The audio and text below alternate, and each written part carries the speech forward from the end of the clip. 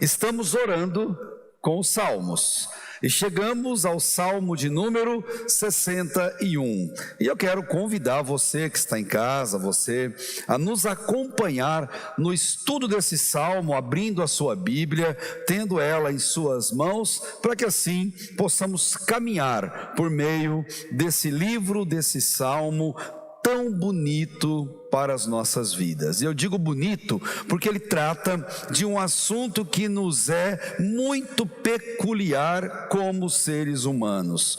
Esse salmo vai dizer que contra a solidão, entregue-se a Deus em oração. A oração a Deus é antídoto contra a solidão. Se existe algo que todo mundo na face da terra teme passar um dia, mas vai passar, é a tão falada solidão. Como seres sociais que todos nós na humanidade somos, nós precisamos de interações sociais com outras pessoas. Isso é necessário para o nosso bom viver. E Davi, ele está sentindo nesse salmo, ele que é o nosso compositor, mais uma vez as consequências desastrosas do seu pecado cometido contra Batseba num passado. Aquele adultério lhe custou muito caro. Deus mandou o profeta Natã ir até Davi e dar um alerta para aquele homem, para aquele rei, dizendo para ele: Davi, você não vai morrer, Deus perdoou o seu pecado, mas a espada nunca se afastará da sua casa, da sua família. E justamente nesse contexto, Davi, passado alguns anos, ele vai receber um golpe cruel, não vindo de quem ele não esperava, mas vindo de quem ele mais temia que pudesse vir. Estou falando de Absalão, o filho mais parecido com Davi, por isso Davi morria de medo desse homem. Absalão, ele herdou o que havia de melhor em Davi, mas também herdou o que havia de pior no DNA do rei de Israel. Davi o amava, afinal de contas, Absalão era filho dele, e Davi amou demais os seus filhos, e Davi sabia que parte da culpa do que Absalão fazia não era dele, mas do próprio rei de Israel, por conta do seu pecado passado. Mas isso não eximia Absalão da responsabilidade que ele tinha com os seus atos. Se fosse hoje, Absalão, se passasse por uma perícia psicológica ou psiquiátrica, ele facilmente seria enquadrado como um sociopata ou um psicopata, facilmente. Muitos dos salmos que nós temos no saltério, de autoria de Davi, tiveram como fundamento para a composição Absalão e o que ele fez com o seu pai Davi.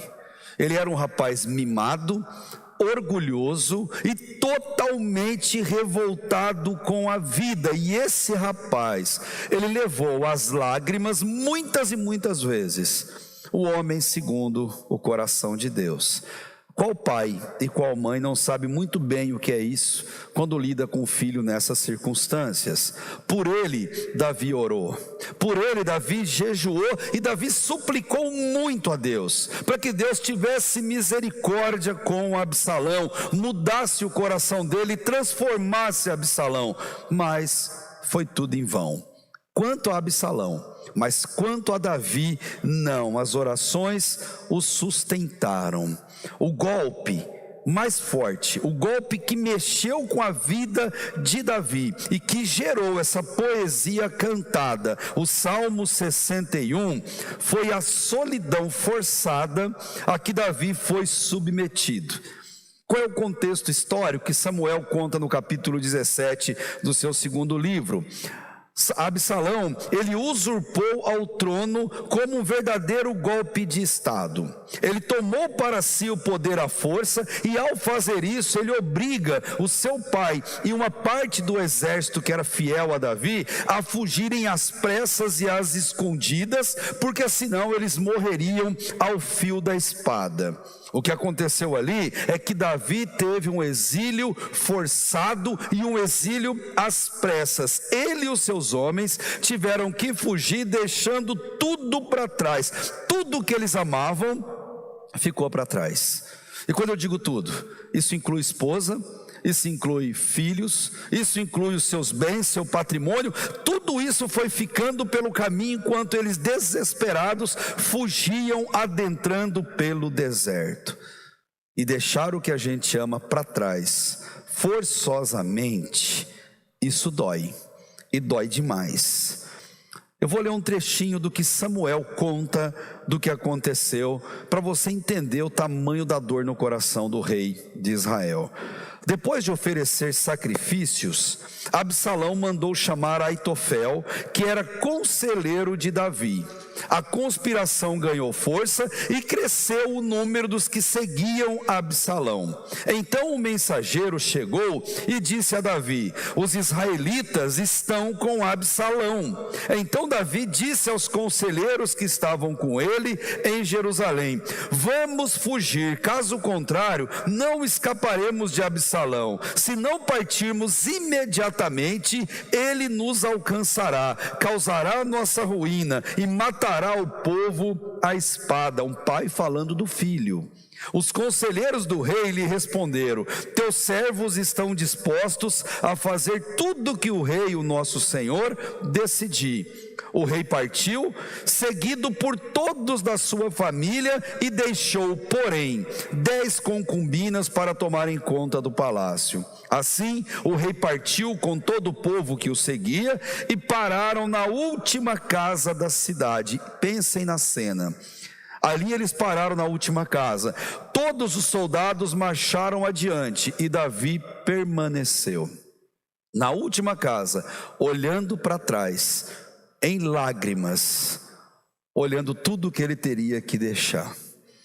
Gente, é quase possível enxergar a face de Davi arrasada, entristecida, abalada, enxotado humilhantemente daquele lugar que para ele era fundamental, um lugar que ele com tanto sacrifício conquistou, edificou, fez o seu melhor naquele lugar. Dá para imaginar, porque é muito doloroso. Imagina você ter que deixar a sua casa, cada cômodo, cada pintura, cada móvel, cada reforma, cada planta que você deixou na sua casa, e você de uma hora para outra tem que deixar. Imagine deixar a sua pátria, sendo enxotado para uma outra distante, desconhecida, deixar o nosso povo, deixar nossa família. Não existe golpe mais dolorido na vida de alguém do que ter que fazer isso. Isso sim se enquadra naquela frase: eu perdi tudo. Davi perdeu, e a consequência de se perder tudo é a solidão. A solidão, ela vem a caminho. Qualquer especialista em saúde mental sabe que nós precisamos, para viver, de um ambiente social seguro, de um ambiente com interação, para a gente poder sobreviver, prosperar em nossas relações. E quando a gente se sente sozinho, experimentamos um sentimento de vulnerabilidade. A gente fica frágil, fica muito fácil de ser abalado, e isso prejudica a nossa saúde mental. E solidão não é ausência de gente perto da gente. Solidão é possível ter mesmo estando diante de muitas e muitas pessoas. Ela se manifesta mesmo quando estamos rodeados de gente do nosso lado. Davi, ele não foi escorraçado sozinho. Com ele foi parte do exército, parte das pessoas que conviviam com ele. Mas mesmo ali, naquela situação que ele enfrentava, a solidão veio até ele e agarrou com as suas garras profundas no mais profundo da alma de Davi. E isso doeu demais na vida dele. E o que Davi fez? Naquele estado deplorável emocional, o que Davi fez é fantástico. Enquanto estava lutando com aquele sentimento, sabe o que Davi fez? Demonstrou fé em Deus. Demonstrou fé no único que nunca o deixaria, nunca sairia do lado dele. E nos oferece hoje esse salmo contra a solidão. Entregue-se a Deus em oração. Enquanto eles estão adentrando ao deserto, Zadok tem a missão de carregar a arca e vem até ele entristecido, falando da arca, e Davi olha nos olhos daquele homem e fala: Zadok, volta, não vai comigo pelo deserto não, volta. E olha o que ele diz: leve a arca de Deus de volta para a cidade, porque se o Senhor mostrar benevolência a mim, Ele me trará de volta. Isso é fé. Se Deus aprovar as minhas atitudes, Ele vai me trazer de volta, Ele vai me colocar de novo no trono, e Ele vai me fazer ver a arca no lugar de onde ela nunca deveria ter saído. Davi reafirma sua fé em Deus, e como canta Ariane, uma bela composição do Anderson Freire, ela diz assim no refrão: te adorar é o que sustenta-me de pé, não vou perder a guerra, te louvar em meio às tentações é mais que estratégia. Posso não ver o amanhã, mas hoje eu sei que esse deserto vai chegar ao fim, porque o Senhor está cuidando de mim. A solidão de hoje, ela vai chegar ao fim amanhã. Depois que Davi mostrou a sua confiança em Deus, o que ele faz? O que qualquer filho de Deus tem que fazer: ele ora. O maior risco que ele sofria não era nem de Absalão. Absalão era um violento, Absalão era um altivo, Absalão era um cabeçudo que não pensava nas consequências. Mas o medo de Davi era Aitofel, o conselheiro de Absalão. Aitofel era inteligente demais, e os conselhos de Aitofel eram como palavras de Deus, tal a eficiência do que aquele homem falava.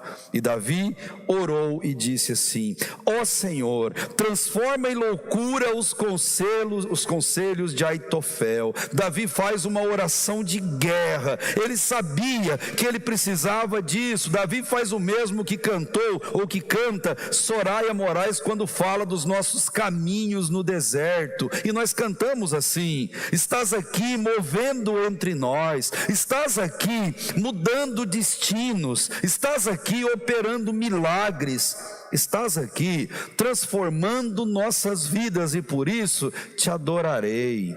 Eu te adorarei, porque o meu Deus, o seu Deus, o seu Deus, o nosso Deus é Deus de milagres, Deus de promessas, caminho no deserto, luz na escuridão. Meu Deus, esse é quem tu és.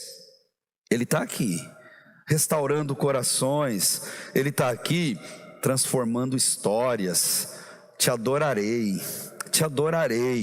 porque Deus, em meio à sua solidão, Ele enxuga as lágrimas e Ele restaura os corações. Deus é a resposta, Jesus. E por isso ela termina a música fazendo essa afirmação. Deus quer cuidar dos seus filhos, e Ele faz isso com muito carinho, com muito esmero. E para cuidar de nós, Ele capacita especialistas da área de saúde mental para nos fornecer, por exemplo, dicas para lidar com a solidão. Eles vão dizer, por exemplo, para não ter solidão ou para fugir da solidão, comece a fazer tarefas simples, tarefas que não exigem longo prazo, que não exigem complexidade, coisas simples que você sabe que vai concluir ao final. Comece a fazer isso, um trabalho voluntário, caminhar com alguém. Eles dizem: avalie as suas amizades, cuidado com quem você anda, fuja de gente tóxica, mas se aproxime de gente boa e saudável na sua vida. Isolar-se jamais, jamais. Isolamento é o pior companheiro da solidão, é fatal na vida de um cristão.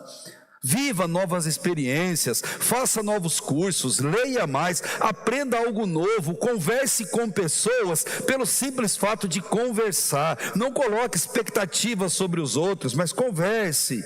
Tenha um diário, um lugar para você desabafar, para você escrever, mesmo que você jogue fora depois, mas coloque para fora aquilo que está no seu coração. E eles dizem: invista na sua autoestima de um lado muito positivo. Quando eles dizem: não vire refém da aprovação alheia, não se escravize à aprovação dos outros. Isso são remédios para evitar a solidão. Aí vem Davi, corroborando tudo isso e nos apresentando a melhor solução contra esse sentimento de solidão, a mais eficaz, a mais verdadeira. tenha uma vida de oração.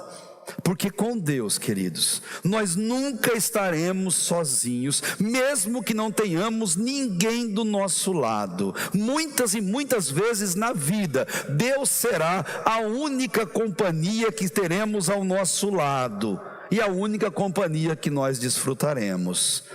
E isso é bom, porque como dizem tantos por aí, quando a última coisa que você tiver for Deus, você vai descobrir que Ele era a única coisa que você precisava ter. E às vezes nós precisamos desses momentos de solidão para poder entender e enxergar o quanto Deus está do nosso lado. Davi, ele adoeceu em suas emoções por aquilo que ele estava passando. Sabe o que ele faz? Ele não se entrega. Ele vem ao médico dos médicos, ao psicólogo dos psicólogos, ao farmacêutico dos farmacêuticos, e ele se medica na fonte verdadeira. Ele se medica onde verdadeiramente ele sabe que ele vai ter cura, e apresenta de graça para cada um de nós a receita, a prescrição e a medicação, como Salmo 61. John MacArthur, ele falando desse salmo, ele diz que esse salmo é uma resposta fiel diante de acontecimentos tristes e desconcertantes da vida.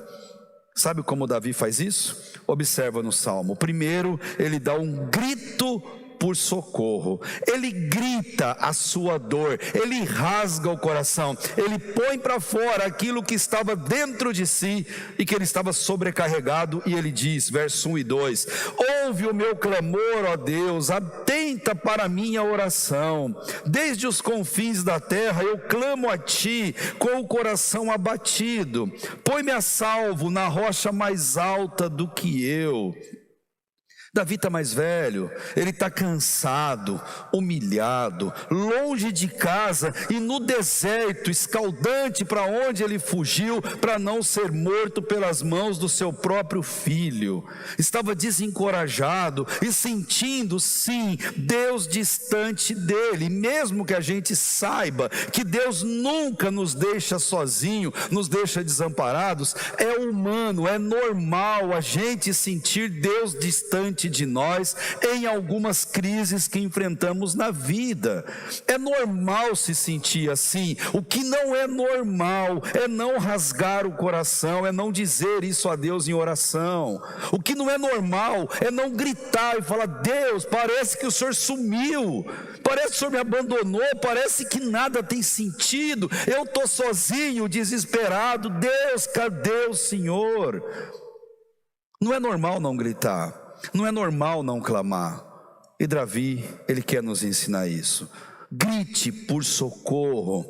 Foi o que ele fez. Ele disse: Deus, me socorre, Deus, eu não tenho forças. Esses soldados que estão comigo estão tão humilhados quanto eu, eles não estão com coragem para nada, Deus, e nós não temos força. Então, Deus, coloca a mim e a eles na rocha mais alta. Olha o que ele está pedindo. Deus, eu não aguento, mas o Senhor pode tudo. Me tira desse lugar, me coloca numa condição mais alta. Sabe o que ele está fazendo?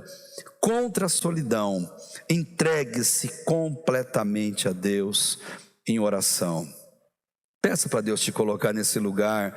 Ele está entregando a Deus toda a sua autonomia como rei, todo o seu poder como grande general militar que era. Davi sabe que não só Deus pode, como Deus queria socorrê-lo. E eu quero contar uma história para vocês. Das várias oportunidades em que eu fui até Pernambuco, Caruaru, para ministrar da palavra de Deus, eu tive o privilégio de conhecer, nessas minhas andanças por ali, Josiano Silva, o qual se tornou um grande amigo pessoal, íntimo meu.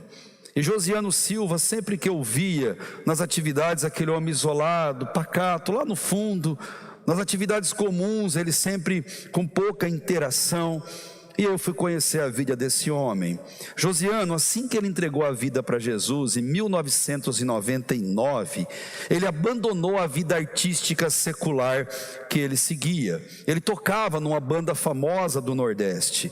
Ele abandonou aquela vida e deixou tudo para trás. Deus não desamparou ele, e ele sentia muito medo de como ele ia sustentar a família e dar uma condição digna para a esposa e para os filhos, vindo de um meio que ele ganhava bem, e agora ele deixou tudo isso para trás. Tudo ia bem na vida dele quanto ao primeiro amor que aquecia o coração. Ele orava para Deus, ele contando, pedindo o sustento de Deus sobre os filhos, e ele diz que nitidamente ele ouviu no coração Deus falando para ele: Josiano, descansa, porque dos seus filhos cuido eu. Só se entregue e faça a obra que eu trouxe para você fazer.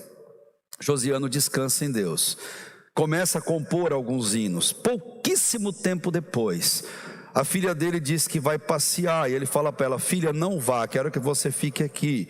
Mas Daniele insistiu, subiu na garupa de uma moto e saiu de casa. Poucas quadras depois, ela sofreu um acidente e Deus recolheu Daniele ao céu. Daniele tinha somente 18 anos e era a filha primogênita de Josiano. Josiano entrou num processo de solidão da mais profunda que se tem conhecimento. Parou tudo, largou tudo, se isolou de tudo e de todos, questionando a Deus o porquê daquilo na vida dele, tão pouco tempo depois da conversão. Em meio àquele tempo de deserto, Josiano foi socorrido por Deus.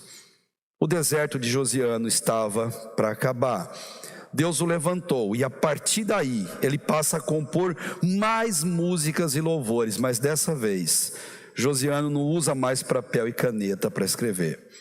Ele usa a alma, ele usa o coração, ele usa as lágrimas para produzir. É impossível não se emocionar vendo as letras e as músicas que Josiano Silva compõe, e você encontra muitas delas no YouTube, basta você procurar. Uma das suas letras mais belas ele fez em homenagem à sua filha Daniele. E essa música diz assim: difícil é cantar nos dias maus, nas horas de angústia e de dor, diante de gigantes tão reais, mas sem tirar os olhos do Senhor. Mesmo sem entender o que aconteceu, eu não tenho por que, Senhor, te interrogar. Só tenho que compreender que o Senhor é Deus e abrir a boca só para te adorar. Saber que nada foge dos teus planos, que nada acontece sem o meu Deus saber. Então, Senhor, do que se queixa o homem? Eu não tenho, Senhor, que perguntar por quê. E o refrão: teus planos são melhores que os meus, eu acredito em ti, meu Deus, e que tem o melhor para mim, Senhor, eu acredito sim. Eu sei que é difícil entender e aceitar o que aconteceu, mas de uma coisa eu não abro mão: do Senhor, meu Deus. E ele repete: teus planos são melhores que os meus, eu acredito em ti, meu Deus, e que tens o melhor para mim, Senhor, eu acredito sim. Eu sei que é difícil entender e aceitar o que aconteceu, mas de uma coisa eu não abro mão: do Senhor, meu Deus. Josiano gritou por socorro, e o socorro veio em forma de paz, de consolo e do afago de Deus sobre a vida dele. Davi compreendeu isso muitos anos antes de Josiano, e ele mostra a confiança em Deus no verso 3 em diante: pois tu tens sido meu refúgio, uma torre forte contra o inimigo. Para sempre eu anseio habitar na sua tenda e refugiar-me no abrigo das tuas asas. Ele está falando do céu, da eternidade, mas mais do que isso, ele está falando da sua certeza de voltar para Jerusalém. O seu reino foi tirado à força, a sua segurança foi tirada, mas ele demonstra o desejo em Deus de voltar para onde ele não poderia ter saído. E ele continua: pois ouviste os meus votos, ó Deus, deste-me a herança que concedes aos que temem o teu nome.